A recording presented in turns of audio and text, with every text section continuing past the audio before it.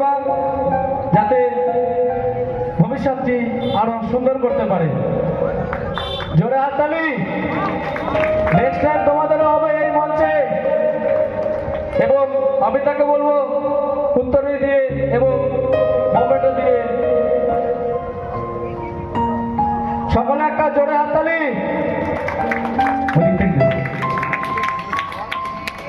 জোরে হাততালি। নমস্কার সবাইকে। আমি খুব সংক্ষেপে আমার সফলতার গল্পটা বলতে চাই। বলতে গেলে ওই যে অনেক বড় কাহিনী হয়ে যায়, কিন্তু সব কিছু তো আর এইটুকু সময়ের মধ্যে বলা সম্ভব না।